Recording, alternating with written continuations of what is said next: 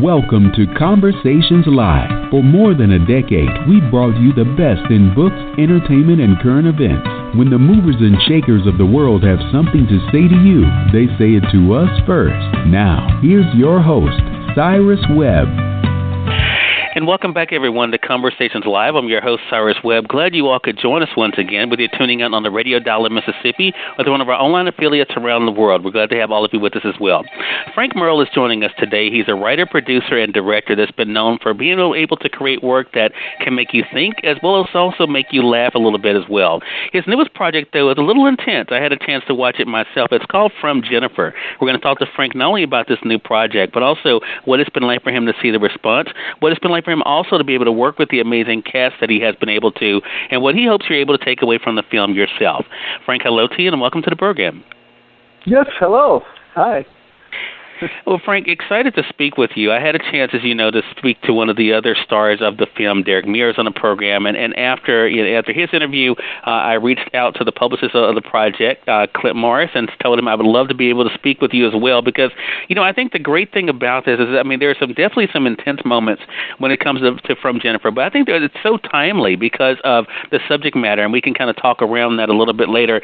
What has it been like for you? Because the film is already an award-winning film. What has it been like for you to see the response to it so far?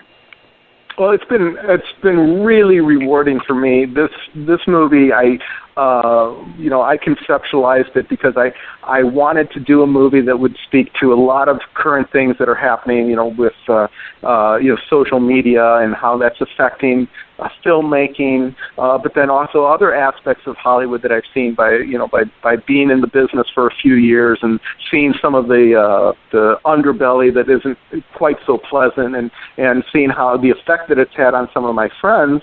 I wanted to make a movie that would be a little bit of a social commentary on all that, and one that would be sort of a genre bending movie that would sometimes it would be comedy, sometimes it would be horror, and I wanted to do a movie, and in that sense it was very risky because I think that when you market a movie, the publicists and even doing like interviews like this, so people like to be able to put a movie in a box because it's easier to sell, right? So if you say, oh, this is a comedy or this is a horror film, but when I was making the movie, I didn't worry about any of that. I just I told the story that I wanted to tell, not really worrying too much about what the response would be. I just wanted to tell the story I believed in and give my actors the room to play and tell the story that they wanted to tell. And when I cut it all together, I liked it. I liked the results. I showed it to a few friends who really responded well to it. And that's when I started to think, well, I think maybe we have something here. And sure enough, you're right. As it's gotten out there, and the reviewers, critics have really responded well to this movie. Everybody who all of the feedback that I'm getting has been, wow, you've really touched on something here because of what you said, because it's because the social commentary aspect, and because of the surprising, there's something new and different in this movie. So the response, the fact that people have gotten what I was trying to do and are responding well to it, it's really rewarding for me because it means that not worrying too much about those things like genre and marketing and not worrying about whether or not anyone's going to like it meant that my true vision was able to come through. So the movie really has a lot of my voice, my actors' voices come through, and I think that's what people are responding to. So ironically, if you don't worry about the response is going to be, I think you have a better chance of having something that people really respond well to because it's very different, and that's what people want. People are seeing the same movie over and over, the same story told, a million different ways, and when you do something that is outside the box, you tell a story that maybe hasn't been told before, people are interested in that. People want to see something different. So it's been very rewarding. Yeah. Frank, you said something that I think we need to spend a little bit of time talking about, because ironically, you're in a business that people are trying to do what they believe will be seen. So, of course, they're going to try to check all the right boxes and to make sure that it kind of fits into a mold that people will want to watch. Where does that courage come from for you to be able to do, as you just said, to make the kind of film that you wanted to make? I mean, that is something that a lot of people wish that they could do, but they don't do because of the constraints they find themselves in. Where did that courage come from for you to do that? Well, I think a lot of it has to do with when I see a lot of movies. And a lot of movies are disappointing, and I think a lot of fans can relate to that too. Where you see a movie and maybe it's just okay, or you wish it could have been better. And as I've been just sort of moving through this business and listening to producers and directors and screenwriters talk about the ups and downs and the struggles of filmmaking, I've come to the conclusion myself that the reason more movies aren't better is because a lot of decisions are being made from a place of fear. Sometimes they talk about the suits, right, with their notes, and everybody everybody wants their movie to be seen, and so they're making decisions, I say, from a place of fear. So my idea being, well, we have to do it this way, or else nobody will see our movie. And if you're trying to make creative decisions from a place of fear, those aren't creative decisions, and that's why there's a little bit of a creative vacuum, I think, in Hollywood sometimes. And so you're right, it took a bit of courage on my part to just not worry about any of that, whether or not the movie is marketable, and just do it. Just do the movie that that my gut says is the type of story I want to tell. Now, it did help with this movie because it's in the found footage style.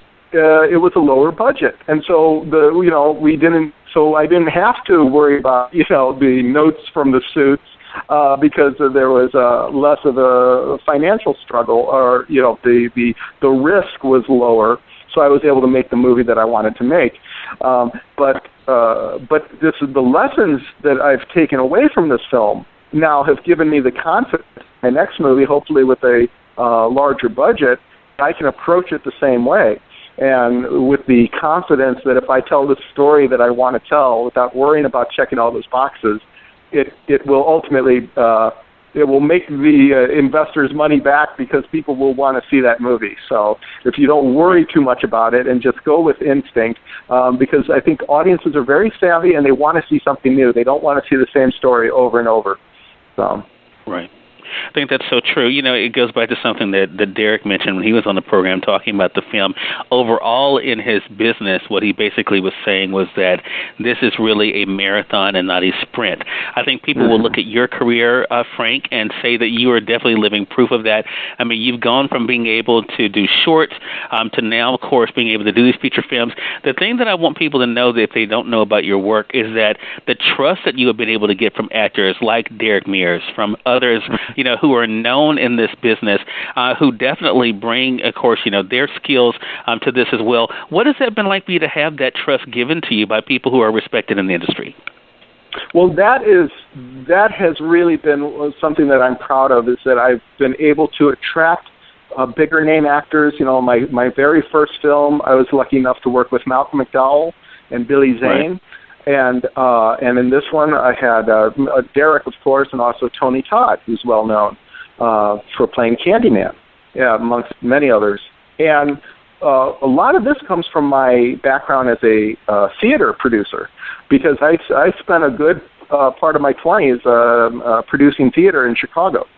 And so I worked very closely with actors. Theater and film are related in the fact that they're both storytelling mediums, but they're obviously very different mediums, whereas theater is very much the actor's world. And when you're putting on a play or a show, a live theater show, it's all about the rehearsal process, working very closely with actors, helping the actors to create a role, because the actor has to go out there night after night for 2 hours and tell the whole story, right, beginning, middle, end. It's a much different process than making a film, where on a film you're focused on one little moment at a time, right? And so film is much more of the director's medium, and actors often, I think, find themselves on a film set where they're not the focus, and everybody's worried about the lighting and the camera shots and the makeup and the costumes, and sometimes the performance is an afterthought. And so something that I'm able to bring to the table because of my background in theater is I have great respect for actors and what they bring to the table. And I have a shorthand for working with actors. I know how to speak their language because of my theater background. And so I take a lot of pride in the fact that actors like working with me, and they often want to work with me again. And so the fact that, after, for example, Malcolm McDowell has over 200 credits on IMDb. He came in, he made this movie, and afterwards, about a year after The Employer came out, a friend of mine met Malcolm McDowell at a convention, and he said that he knew me, from The Employer. And Malcolm said, now I heard this secondhand, but Malcolm said, The Employer is one of my films I'm most proud of, my work on that film. Wow. And that meant a lot to me, because this is the guy who was in Clockwork Orange, amongst many other fabulous films. But he has fond memories of working with me, because I think I showed him respect as an actor, but I also challenged him to bring his A game and to really dig deep. And because I'm the type of director who, like I said, I have so much respect for the actor's craft, and I think performance is such an important part of a film, regardless of the genre or the budget.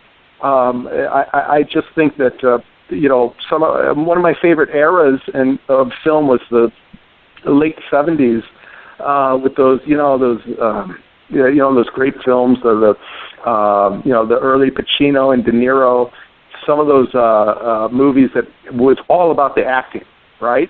And there's so little of that nowadays. Movies are, now it's all about having a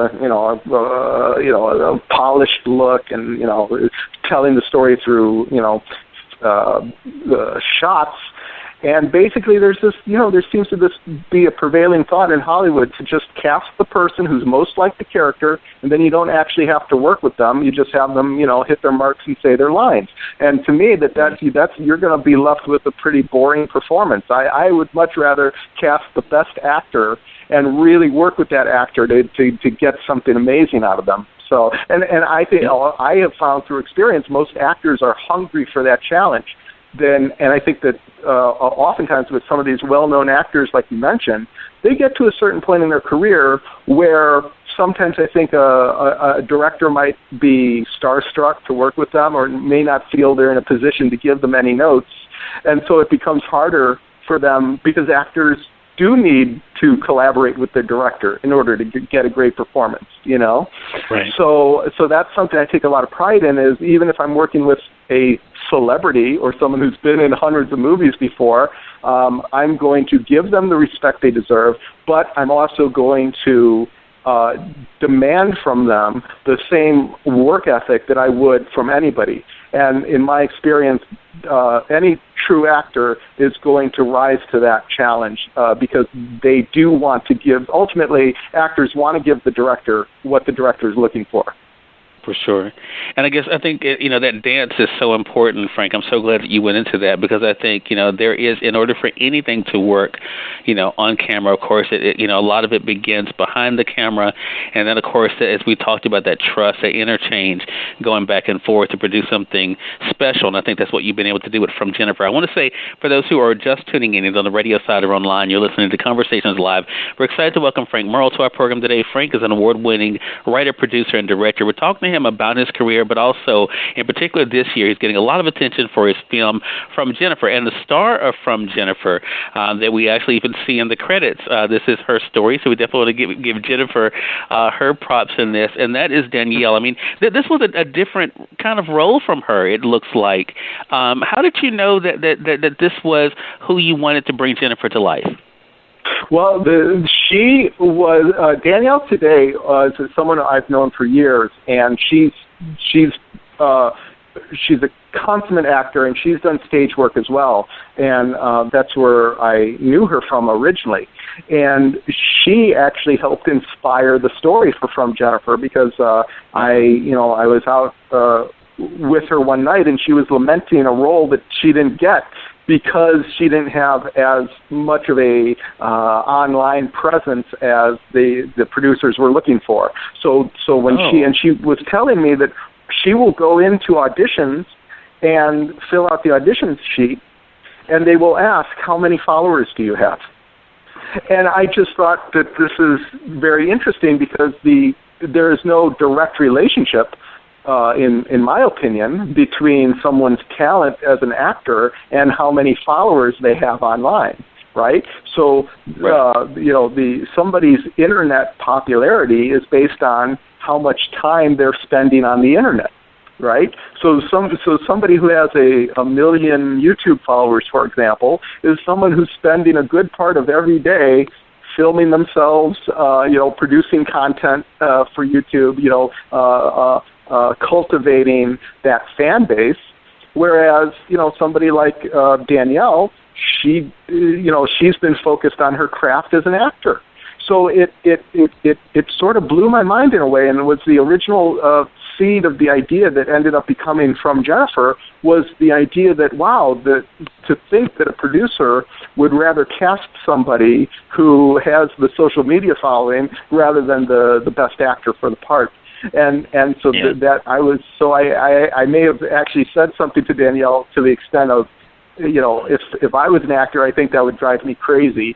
And that comment was the start of what ended up becoming the screenplay for From Jennifer, which is essentially the story of someone who loses her grip on reality because of the stresses brought on by, the need to have a social media presence. Right. I'm so glad you told that. I'm sorry.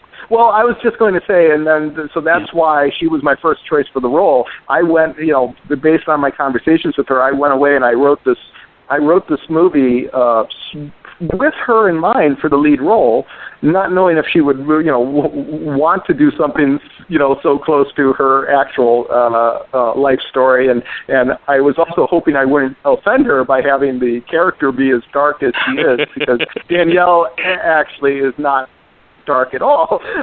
But so I sent her the script when it was done, and she said yes immediately. She understood what I was going for. She loved the quirky style and how the story sort of keeps shifting genre, and there's a lot of twists and turns along the way.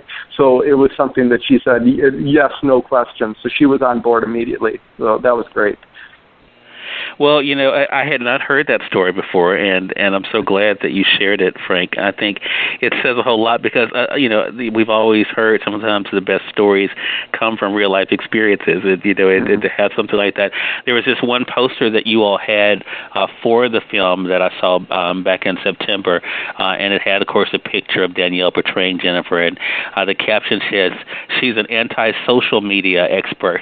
And, I think this goes to something, and we mentioned this earlier, and I want to go back to it because we do live in scary times where people do things just because they believe it's going to make them famous. That's what's going to be the key. And not to read too much into this film, and not to take away the fact that it is a film I think people will really enjoy watching.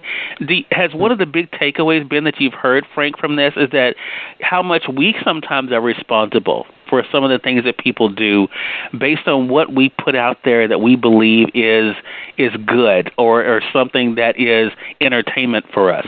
Yes, absolutely. There's one scene in the movie where her doppelganger character, Stephanie, who is the opposite of Jennifer in the sense that Jennifer doesn't know how to navigate social media, whereas her friend Stephanie is great at it. Right? And so I have this character of Stephanie who pretty much only exists in her online world. She doesn't really have any friends in the real world or any life outside of social media. And so there's a scene in the movie where she finds out that somebody she knows has died. So she goes online and she's very emotional and she says, because she has nobody in her life to talk to about this. She's going through a personal crisis, and she's talking into her camera, and she's telling her fans how she's feeling rather than talking to her friends, because she doesn't really have any. And so she's pouring her heart out to her fans, and then as she starts to feel better, she turns to the camera and says, "This really helps. It's so great to know that you're always there for me." And I wrote that I meant that ironically, because they're not really there for her, right? It's a one-way relationship. This is the interesting thing about internet or fame in general, right, is that you can have all these fans, but none of them know you. It's not a two-way relationship. She's just talking into her camera, and she has this big fan base, and maybe they'll write back to her, but that's not real life. So I had a lot of fun with that, or playing with that concept, because I think that I was going to say all of us. Some people aren't on social media, but most of us are, and we get some amount of validation just by if we post something, we hope for a few likes on it, right? And so if if you post a picture and it doesn't get any likes, you might lose a little sleep over that, and I think that's something most of us can relate to, right? And so, but it's a really interesting thing how social media has taken the place of some of our actual human interactions. So. Yeah. Well, to go hand in hand with that, Frank, we have to talk about. Of course, that's how you and I were connected, was through Twitter. And so you had actually, I think you had either liked or retweeted the conversation I had with Derek, and then I reached out to Clint and said, "Hey, we need to get Frank on the show," and that kind of sparked. This is actually the first time Frank and I have actually spoken to each other is during this conversation. But I also want to talk about how social media has helped talk about this film, which deals with social media. Frank, what has that been like for you to see the way that this hashtag From Jennifer is being used? Yeah, it's a funny thing. I think back to a film, it's from the 90s. It was an Oliver Stone film, Natural Born Killers. And that movie was very controversial because it was a social commentary about audiences' desire for violence, right? And then at the same time, in the same breath, it was an extremely violent movie. So it was a movie that was sort of it was trying to do two things at once. It was sort of wagging a finger or shaming audiences for demanding such violence, while at the same time giving audiences an extreme amount of violence, right? And so and that caused a lot of controversy. So I have been thinking about the irony a lot of this movie's being a social commentary about the evils of social media, and yet I without social media, I don't know how this movie would find its audience, right? And so I think the answer is that to take everything in moderation. I think that technology is a tool. Technology is neither good nor evil. It's what we do with technology, right? And so so social media can be used to a great extent, and it connects the world. So I'm not a technophobe. I'm not trying to say with this movie that we all need to get off the internet because it's evil. I just warn against letting it control us. Right. And I think it goes back to something that you mentioned earlier, Frank, and we're about to let our audience know how they can be able to stay connected with the project as well as see it for themselves. You talked about even about yourself, about being able to do what made you feel good and not worry so much about other people.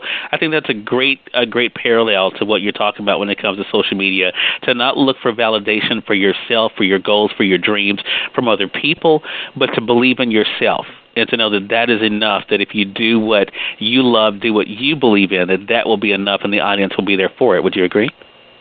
Yes, absolutely.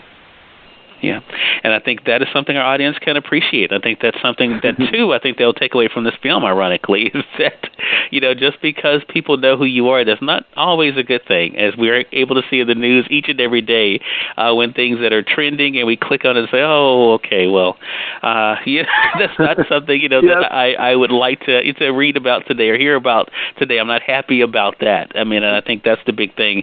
From Jennifer is available for our friends to be able to stream. Of course, our partner here is Amazon.com, but there are so many different places that you can go to be able to support this film. There have been some great conversations around it. The reviews have been great. And I have to say, there were a couple cringe-worthy moments for me, but overall, it is a film that you can watch and be able to, you'll feel a lot of different emotions, Frank, with this film, I think. And that is the thing that makes it something that you definitely want to share with other people. Frank, let our audience know how they can stay connected with you and updates about the film. Absolutely. The film is available on, we have a Facebook page for the film, which is From Jennifer. It's From Jennifer Movie. So Facebook/From Jennifer Movie, or, if you just search it on Facebook and then like us there, and then we'll keep you updated on, through there. You can see all the different ways you can see it. Amazon is a great one. And eventually there will be a DVD release that has a lot of behind the scenes. We're really working. I'm really excited about the eventual DVD because we're working on putting a lot of special features about the making of the film and how that all came about. But in order to get the DVD to market, it needs to perform well in its current state on VOD. And so that's why I'm encouraging everyone, even if you're excited about the movie and you're thinking you might want to wait for the DVD, you can really help us out by giving it a click now. So you'll find out more information about that on Facebook by liking us there. I'm on Twitter at Real Frank Merle, and I try to tweet once in a while with my unique thoughts on the world. So you can find me there as well. All right. Well, Frank, great conversation with you. Thank you so much for the time. Really appreciate it. And looking forward to having you back on the program again. Great. Thank you so much. Hey, you're more than welcome. And we thank your audience for tuning in to another great segment of Conversations Live. If you all came in late, you missed part of the conversation with Frank, don't worry. Thanks to our online friends, you all can catch the replay right after we go off the air. The link is already available through our social media sites. So head over to Facebook.com/Cyrus Webb or go over to Twitter.com/Cyrus Webb. If you click on the link there, you can listen to the show completely for free and share it with your friends from there too. Until next time, I'm your host, Cyrus Webb, saying as always, enjoy your day, enjoy your life, enjoy your world. Make sure you take out time to enjoy some good music as well as a great book. Thank you all for choosing Conversations Live. You all make it a great one.